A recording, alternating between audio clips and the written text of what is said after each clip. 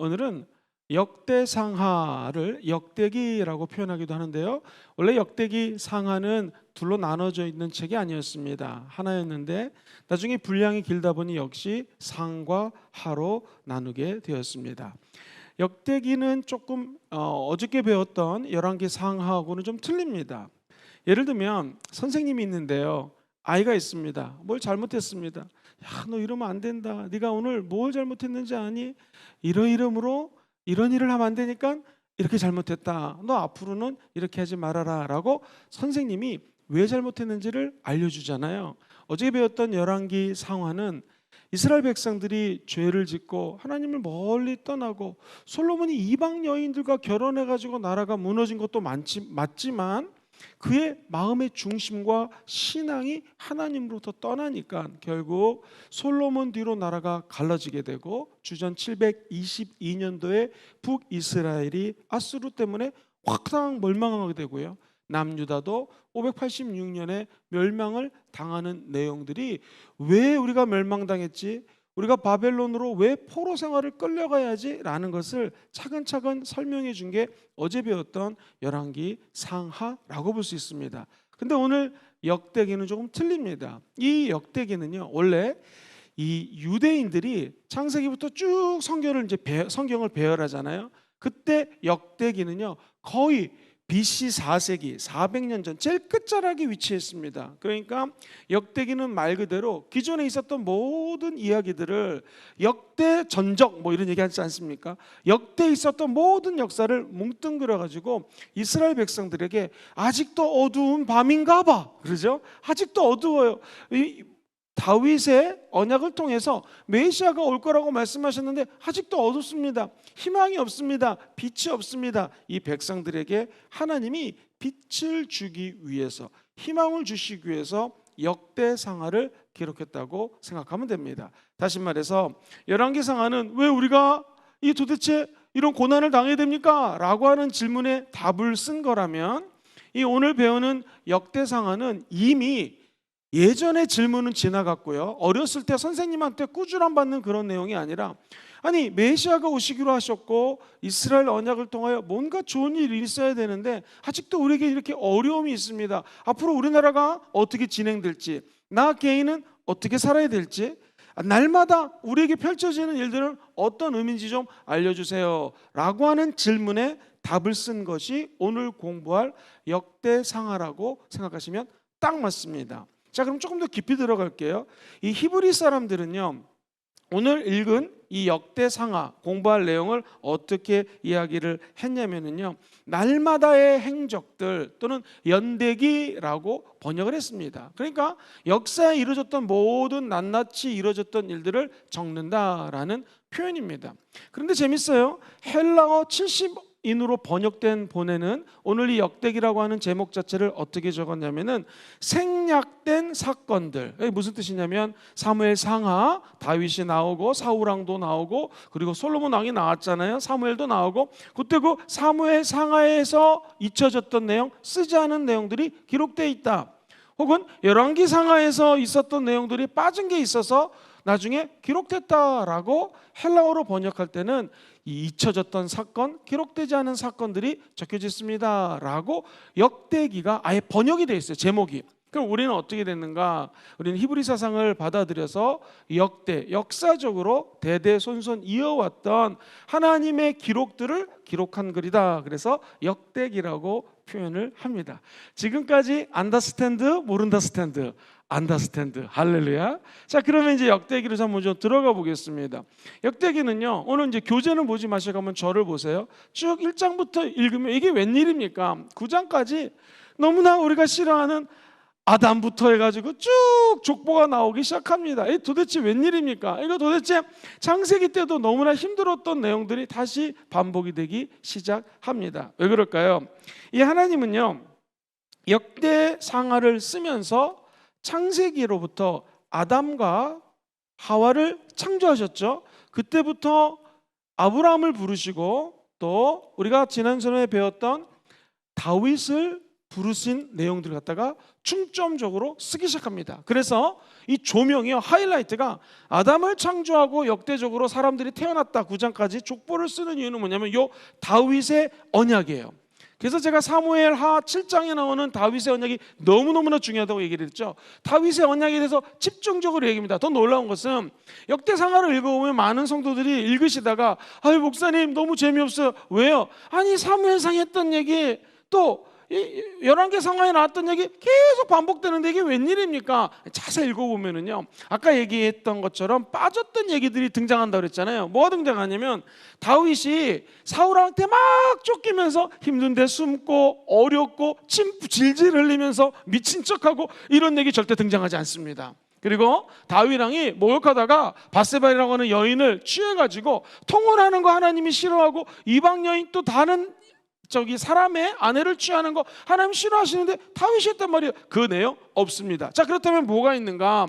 이 역대 상하에를 쭉 읽어보면요, 다윗이 하나님 앞에 성전을 건축하는 비전을 받잖아요. 그러니까 이 준비하는 내용들이 낱낱이 기록되어 있습니다. 뭘 상징합니까? 지금 포로로 다 끌려갔다가 이미 기원전 4세기이기 때문에 돌아왔던 백성들에게 희망과 꿈을 주기 위해서 다윗 언약에 초점이 맞춰져 있습니다. 또 한 가지는요, 출애굽했을 때에 모세 기억나시죠? 모세가 시내산에서 하나님 십계명을 받잖아요. 그것처럼 마치 다윗이 하나님의 성전의 비전을 받아가지고 솔로몬에게 이렇게 성전을 건축해야 된다라고 하나님께 성전 건축의 비전을 받고 자세한 계시를 받는 장면 같은 것이 모세처럼 등장합니다. 어디? 오늘 공부할 역대상하에 등장을 합니다. 자, 다시 한번 제가 아까 말씀드렸던 거를 조금 더 설명을 하면은 다윗 이야기에 초점을 맞춰요. 다윗 왕조는 기원전 BC, Before Christ죠. 예수님 오시기 전에 1010년부터 970년까지 이 왕자를 40년 동안 지켰던 위대한 왕입니다. 그리고 솔로몬이 그 뒤를 이어서 970년부터 930년 역시 40년을 인도합니다. 왕으로서 다스립니다. 솔로몬도 마찬가지예요. 지금 백성들에게 희망을 주고자 하는 역대하 기자는, 저자는 절대로 솔로몬에 대한 나쁜 얘기하지 않습니다. 그리고 그가 이방 여인에게 팔려가지고 나라가 무너졌다 이런 거 기록하지 않고 솔로몬의 최고 전성기에 대해서 이야기를 하고 있습니다. 왜 그럴까요? 자, 어저께 배웠던 거 잠시 복습을 하면은 930년에 드디어 나라가 둘로 갈라졌어요. 북이스라엘이 722년도에 망하게 됩니다. 그리고 남유다는 586년도에 망하게 됩니다. 포로 생활로 끌려가게 되죠. 1차, 2차, 3차로 끌려가고 난 다음에 정확하게 70년 뒤에 하나님이 이스라엘 백성들을 다시 제2의 출애굽 이스라엘로 돌아오게끔 해주십니다. 이것이 포로기를 마치고 하나님의 은혜로 다시 귀환 시대가 열리는 거예요. 역대상하의 저자는 귀환이 하고 난 다음에 한참 지나서 이스라엘 백성들이 우리는 도대체 어떻게 살아야 됩니까? 라고 질문을 합니다. 이 질문 앞에 대답을 주는 것이 역대상하예요. 그러니까 지금까지 읽었던 열왕기 상하 그리고 사무엘 상하하고는 관점이 틀려요. 시대가 틀려요. 바라보는 게 틀려요. 그 전까지는 너희들이 이렇게 잘못해가지고 포로 생활 갔었어, 어려움에 봉착했어 라는 얘기를 하면 이제는 이거 다 지나갔습니다. 희망이 있고 없고 꿈도 없는 백성들에게 이러므로 우리 이스라엘 백성들에게는 희망이 있습니다, 꿈이 있습니다 라고 하는 게 역대상하예요. 그렇기 때문에 이 역대상하는요 내용이 방대합니다. 시간이 한참 지나서 썼기 때문에 자료들이요 기존에 있던 몇몇 사람들이 쓴 글이 아니라 엄청나게 방대한 자료를 가지고 조사한 것을 알 수가 있습니다. 예를 들면 오경, 사무엘, 열왕기, 역사서, 예언서, 시편 이 앞에 썼던 모든 내용들을 다 참고했어요. 그렇기 때문에 역대상하는 뒤편에 가서 기원전 4세기 400년 전 제일 끝자락에 쓴 글이 바로 이 역대상하다라고 생각을 할 수가 있습니다. 그 외에도요 아이야의 예언, 선지자, 이도일의 묵시, 스마야, 이또의 족보책, 사무엘, 나단, 가세글, 이스라엘과 유다 열왕기 주석, 솔로몬글, 다윗왕의 역대지략, 족보 기록, 서신과 공문서, 군대 임명록, 연설문, 노래, 기도문, 와 지금 현재 존재하지도 않는 엄청나게 하는 방대한 양을 가지고 적은 책이 바로 이 역대상하입니다. 그러므로 오늘 강의가 끝나고 오늘과 내일 한번 쭉 역대상을 다시 읽어보면 이래서 하나님이 이스라엘 백성들에게 꿈과 희망을 회복시키기 위해서 방대한 자료를 쏟아부은 거구나 라고 이해를 하면 참 쉽습니다.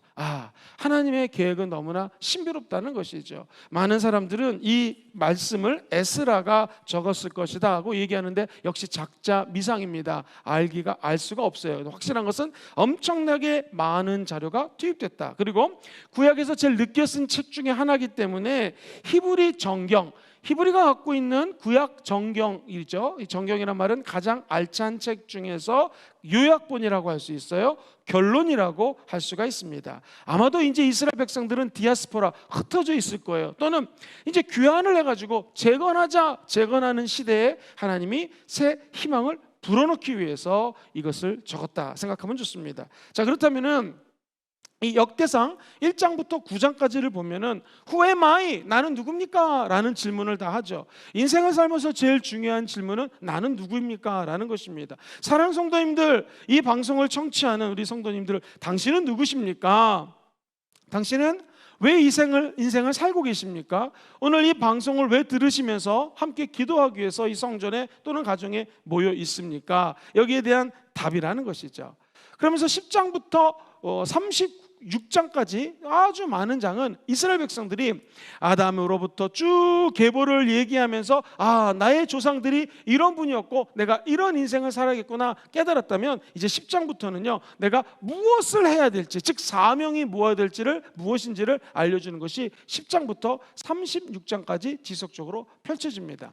자, 그러면은 핵심만 딱 간추려서 좀 얘기해 주세요. 이 내용의 알짜배기가 뭡니까? 첫 번째는요, 말씀드렸던 다윗 왕입니다. 다윗의 언약이 첫 번째 포인트입니다. 그래서 모든 내용들이 다윗으로 포커스가 맞춰집니다. 그 이유는 한 가지, 다윗의 언약, 다윗을 통하여 하나님의 아들 예수 그리스도 메시아가 올 거라는 것이죠. 그래서 몇몇 선지자들은 예수 그리스도를 새로운 다윗이라고 표현하기도 합니다. New David이라고 영어 성경에는 적혀져 있어요. New Only David, 새로운 다윗이 등장하는데, 다윗 왕, 솔로몬 왕, 히스기야 왕, 역대 지략이 뛰어나고 하나님을 섬겼던 이 사람 모두 다가 메시아가 아닙니다. 메시아는 누구예요? 아직 이 글을 쓰고 있는 기원전 약 4세기 5세경에 누군지 모르지만 언젠가는 예수님이 이 중간기라고 하죠. 아무런 말씀이 없었던, 성경에 언급이 없는 이 기간이 지나고 나면 메시아가 올 건데, 이것은 바로 천년의 역사, 다윗을 부르신 하나님, 천년의 전에 아브라함을 부르신 하나님, 또 2000년 전에 아담을 만드신 하나님이 역사적으로 2000년, 요거랑 요거 합치면 2000년, 4000년의 구약 역사를 통하여 새로운 메시아를 짠짠짠짠 나오게 할 것입니다 라는 것이랑 요 다윗의 언약이 연결되어 있는 거예요. 그래서 역대상하를 쭉 읽다 보면 왜 다윗에 대해서 언급을 많이 하고 그가 이렇게 찬란하고 빛난 업적을 가졌는지를 계속해서 이야기를 합니다. 다윗 왕조 족보가 아예 아브라함을 넘어가지고 이 아담까지 연결되는 이유도 그 이유 때문에 그렇습니다. 자, 그렇다면은 다시 오실 메시아, 이스라엘 백성들이 그렇게 학수고대하던 예수님은 어떤 분이신가? 그냥 아담부터 해가지고 모든 인간의 모든 죄를 짊어지고 십자가에서 죽으실 메시아요, 우리 유일한 소망이 되는 것을 역대상하 기자는 말하고 싶었던 것입니다. 그렇다면은 다윗과 다윗 왕조의 첫 번째 포커스가 맞춰져 있다면, 두 번째 초점입니다. 저를 한번 따라해 보시겠습니까? 제사장. 제사장은 뭘 하는 사람입니까? 하나님과 백성들의 다리가 되어서 연결시켜주는 사람이 제사장이에요. 지금 신학교는 아니지만 신학교 가면은요 제사장적 청취라고 하는 중요한 것을 배웁니다. 쉽게 얘기해서요, priestly listening, 그러니까 제사장적으로, 제사장같이 listening 들어야 됩니다. 이 신학생들이 가르치는 거예요. 뭐냐면, 신학교 다녀서 주혜정 전도사님, 목사님, 선교사님이 되실 분들은 하나님이 이 백성들에게 하시는 말씀이 있거든요. 그 말씀을 제사장이기 때문에 들어서 하나님의 말씀을 제사장의 마음으로 성도들에게 알려줘야 된다. 그래서 성도들이 올바로 하나님을 따를 수 있도록 제사장은 중간 다리 역할을 해줘야 된다. 자, 그러려면 제사장들이 구약에서 백성들에게 올바른 하나님의 길을 제사장적으로 듣고 알려주려면 어떻게 됩니까? 그것은 바로 회당이라든가 사람들이 모여 있을 때 강의나 설교를 통해서 가르칠 수가 있겠죠. 똑같습니다. 오늘날도 주의 종이 하는 일은 하나님의 음성을 듣고 백성들이 하나님하고 가까워질 수 있도록 일을 하는 게 주의 종이에요. 그렇다면 주의 종은 중간에 다리 역할을 해야 되는데 어디서? 예배 드리는 장소에서. 언제? 예배 드릴 때 땅과 하늘이 만나는, 하늘과 땅이 만나는 곳이 어디냐면 성소예요. 성전입니다.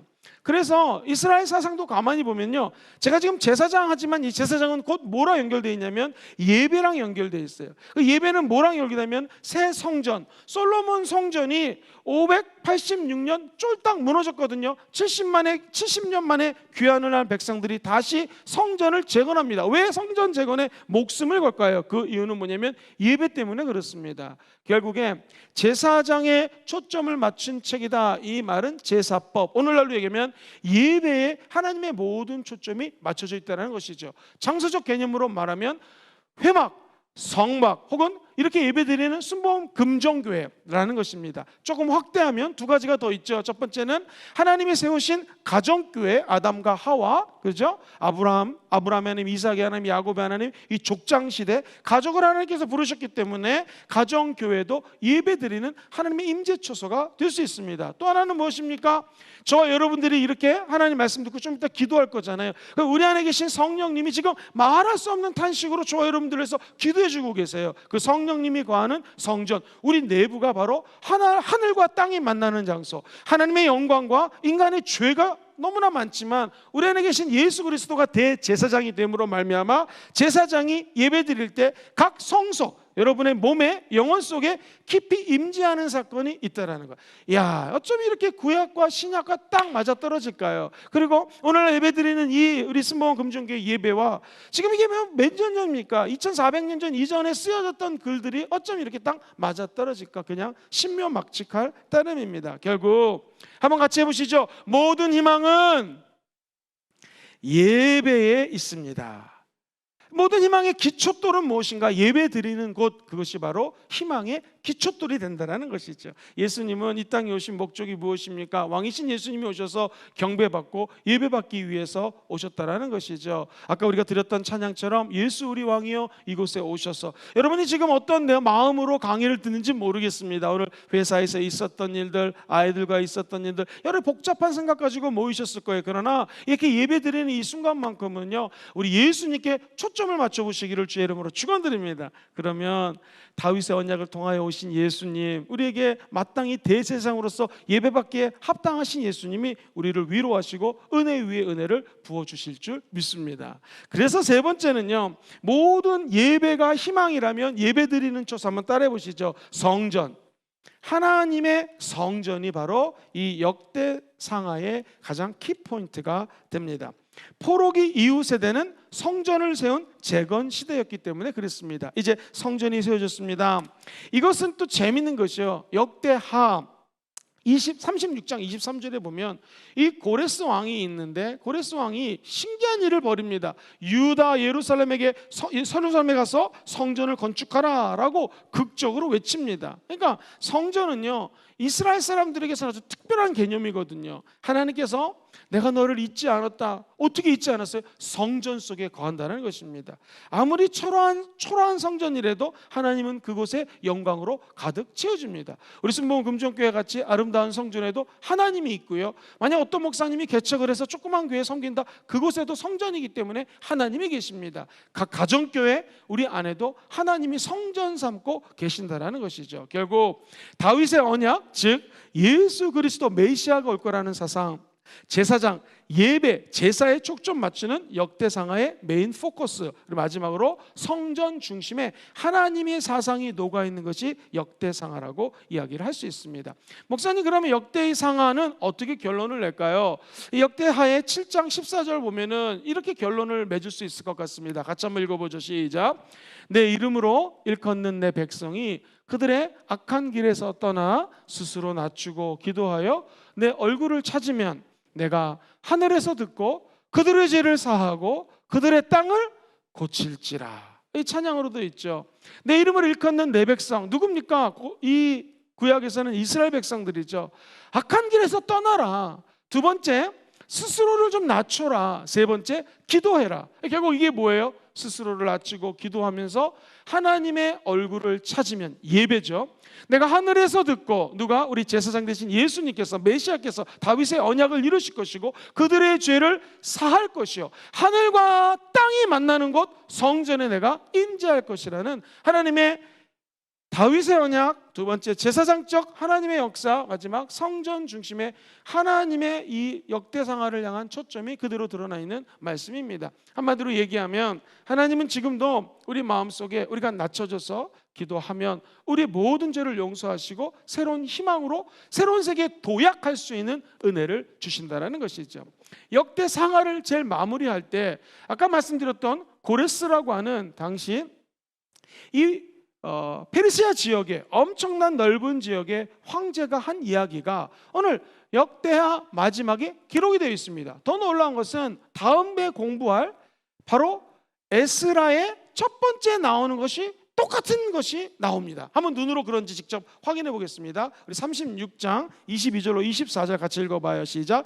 바사, 이게 페르시아입니다. 바사의 고레스 왕 원년에 야훼께서 예레미야 입으로 하신 말씀을 이루시려고 야훼께서 바사의 고레스 왕의 마음을 어떻게 했어요? 감동시키셨어요. 그리고 그가 온 날에 공포도 하고 조소도 내렵니다. 바사왕 고레스가 이같이 말하노니 꽝꽝꽝, 하늘의 신 야훼께서 세상 만국을 내게 주셨고 나에게 명령하러 예루살렘에게 성전을 건축하라 하셨나니 너희 중에 그의 백성된 자는 다 올라갈지어다. 그리고 너희 하나님 야훼께서 함께 하시기를 원하노라. 꽝꽝꽝. 고대 근동에서 페르시아 제국 같은 대제국의 고레스 왕이 칙령을 발표하고 꽝꽝꽝 하면 이거 누구도 건들지 못합니다. 바로 가갖고 성전 건축을 해야 됩니다. 자, 그렇다면 학자 에스라라고 하는 사람이 있었습니다. 이 사람이 처음에 에스라를 기록하면서 적어도 후반부는 이 학자 에스라의 기록이 적혀져 있기 때문에 대부분의 학자들은 에스라의 저자가 에스라라고 얘기를 합니다. 또 어떤 신학자들은 아직 미상이다, 알기가 어렵다 이렇게 얘기를 합니다. 어쨌든 이 에스라가 제일 처음에 1장 1절부터 바로 그 다음에 책에 보면은 어떻게 기록되는지 한번 또 눈으로 확인해 보겠습니다. 시작. 바사왕 고레스 원년에 야훼께서 예레미야 입을 통하여 하신 말씀을 이루게 하시려고 바사왕 고레스의 마음을 감동시키셨어요. 그가 온 날에 공포도 하고 조소도 이르게 바사왕 고레스는 말하노니 하늘의 하나님 야훼께서 세상 모든 나라를 나에게 주셨고 나에게 명령하사 유다 예루살렘에 성전을 건축하라 말씀하셨으니, 자, 그는 예루살렘에 계신 누구라고요? 하나님이시다.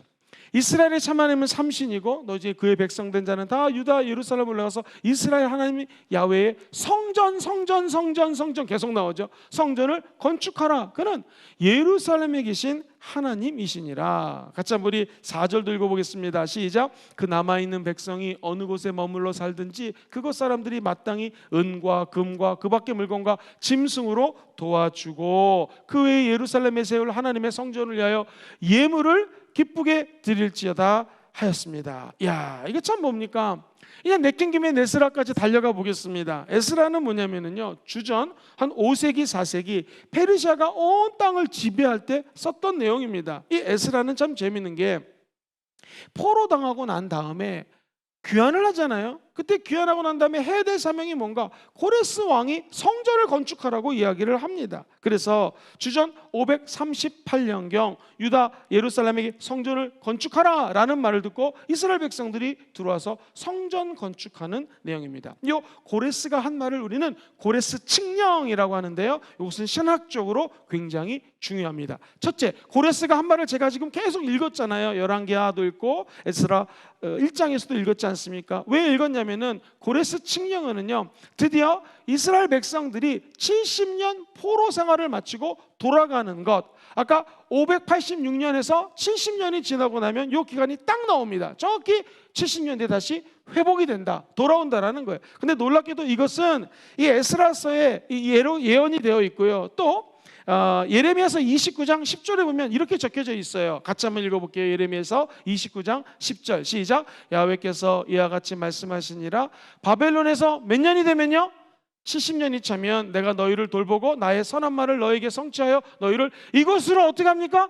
돌아오게 할 것이다. 그러면서 11절부터 유명한 말이 나옵니다. 시작. 야훼의 말씀이니라 너희를 향한 나의 생각을 내가 안 하니 평안이요 재앙이 아니라 너희에게 미래와 희망을 주는 것이니라. 너희가 내게 부르짖으면 내게 와서 기도하면 내가 너희들의 기도를 들을 것이요 너희가 온 마음으로 나를 구하면 나를 찾을 것이요 나를 만나리라. 목사님 지금 무슨 얘기하는 것입니까? 70년 포로 생활을 했던 이스라엘 백성들이 이제 70년이 지나면 다시 돌아올 텐데 어떻게 하고요? 나의 생각은 너희들에게 멸망을 주는 생각이 아니라 희망을 주고 평안을 주고 말 그대로 해피엔딩으로 끝나는 것이 나의 생각이다 라고 이미 선지자가 예언을 했다라는 것입니다. 그 예언 그대로 하나님 말씀은 이루어진다. 그렇다면 우리도 고레스 칙령을 통해서 알 수 있는 것은 아무리 코로나19가 있고 어려움이 있고 환란이 있고 우리 눈에 보이지 않는 영적 전쟁이 있다 할지라도 하나님의 생각은 저와 여러분들에게 결국 평강을 주십니다. 은혜를 주십니다. 은혜 받는 장소로 회복시켜 주실 것입니다. 그 은총에 함께 하시기를 주 이름으로 축원드립니다. 다니엘 말씀 양육 21일을 하고 금식 기도를 하면 우리가 설마 포로 잡힌 것처럼 흉악한 결박에 묶여 있다 할지라도 하나님은 저와 여러분들을 다시 귀환시킵니다. 다시 은혜를 주십니다. 다시 회복시켜 주십니다. 누구 때문에? 다윗의 언약 메시아 예수 그리스도 때문에 그렇습니다. 그리고 이사야 선지자가 이사야 44장 28절에 말씀하셨던 것처럼 예언이 또한 성취된다는 것을 약속하기 위한 것입니다. 고레스 칙령이 또 하나 중요한 것은요, 같이 한번 따라해 볼까요? 하나님은 하나님의 백성을 잊지 않으십니다. 시작. 하나님은 하나님의 백성을 잊지 않습니다. 부모가 자녀를 끝까지 생각하듯이 우리 하나님은 저희 여러분들을 끝까지 생각하고 아낀다라는 것입니다. 저희 아버님은 연세가 이제 80 다 되시는데 서울에서 사시면서 좋은 거 있으면 제가 생각이 나니까 전화가 와요. 너 발이 몇이라고 그랬지? 신발 사시면서 제 끝까지 생각이 가끔 나면은요 살라고 합니다. 아들이 떠오르는 거예요. 생각이 느는 거예요. 좋은 신발이 있다, 뭐 좋은 책이 있다, 목회하는데 도움이 줘야겠다 하면서 보내주신 걸 보게 됩니다. 자식은 부모 사랑을 잊을 수 있지만 부모님은 자기 자녀를 끝까지 사랑합니다. 끝까지 기억합니다. 좋은 거 있으면 주려고 그래요. 똑같습니다. 하나님도 이스라엘이 하나님을 버린 것이지 하나님은 절대로 이스라엘을 버리지 아니한다. 이게 고레스 칙령의 핵심 포인트입니다. 즉 예루살렘으로 돌아오는 것은 제2의 출애굽기입니다.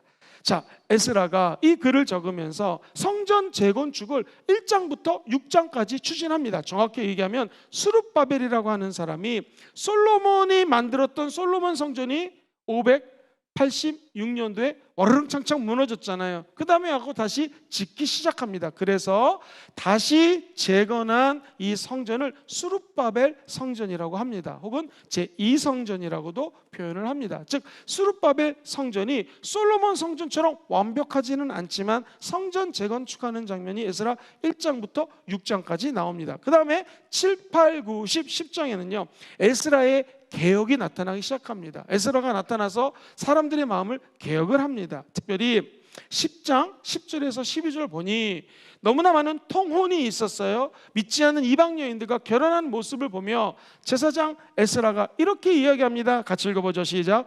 제사장 에스라가 일어나 그들에게 이르되 너희가 범죄하여 이방 여자를 아내로 삼아 이스라엘의 죄를 더하게 하셨으니 이제 너희 조상들의 하나님 앞에서 죄를 자복하고 그의 뜻대로 행하여 그 지방 사람들과 이방 여인을 끊어버리라. 그러니까 뭐라고 사람들이 대답했을까요? 시작. 모든 회중이 큰 소리로 대답하여 이르되 당신의 말씀대로 우리가 마땅히 행할 것입니다 라고 얘기합니다. 이제 이스라엘 백성들은 정신 차리고 하나님 말씀 집중해서 살아야 됩니다. 이방 여인들과 결혼하는 관습을 끊어야 된다는 것이죠. 하나님은 학자 에스라를 통하여 또 한 번 기회를 주는 거예요. 너희들이 끊을 것을 끊어버리라는 것이죠. 우리가 다니엘 말씀 양육을 하면서 기도 제목을 올려놓고 기도합니다. 많은 성도님들이 카톡이나 또 그 속으로 보내주세요. 기도 제목은 무엇입니까? 하나님, 끊어질 것들이 끊어지게 달라는 거예요. 아픈 질병이 끊어지게 하시고, 물질의 어려움이 끊어지게 하시고, 나쁜 습관이 있으면 끊어지게 하시고, 에스라를 통하여 주님은 끊임없이 우리에게 권면합니다. 행여 우리가 동일한 죄, 반복되는 죄, 이게 도대체 언제적 모습입니까? 구약 역사를 통틀어서 이방 여인을 취하고 하나님 하지 말라는 우상을 숭배하고 하나님보다 세상을 사랑하고 그리고 아버지께 나와서 예배 드리는 것보다 우상을 세워놓고 금송아지에다가 비나이다 했던 그 지속 몇천 년 반복되는 이스라엘의 죄들로부터 돌이키라는 것입니다.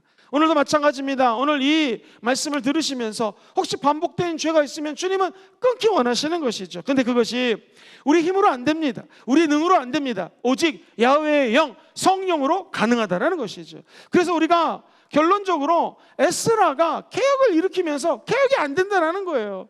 극소수의 사람들이 결혼을 했다, 회개합니다. 이제 내가 절대로 이방 여인들과 결혼하지 않겠습니다 했을 뿐이지 전반적인 반향을 불러일으키지 않습니다. 이스라엘 전체가 새롭게 되지 않아요. 아하, 저자는 이야기하고 싶은 것입니다. 성전을 짓고 별의별 회복을 하고 포로 생활이 끝난다 할지라도 심령의 새로워짐, 시작! 심령의 새로워짐, 마음의 변화, 마음의 새로워짐이 없으면 말짱 도루묵이다, 아무것도 아니라는 것을 에스라는 이야기하는 것입니다. 사랑하는 성도님들, 구약을 통하여 오늘날 우리 속에 받아들일 것은 무엇입니까? 주의 성령이 임하여 주셔서 날 채우시고 날 새롭게 하여 주시옵소서. 그 끊지 못하는 이스라엘 역사에 몇천 년 지속되는 그 약한 세력들을 끊을 수 있는 새 마음, 새 심령을 좀 부어 주시옵소서. 오늘 저와 여러분들의 기도 제목이 되시고 하나님의 응답을 향하여 나가는 이 여정 가운데 충만한 응답과 축복이 있게 되기를 주의 이름으로 축원드립니다.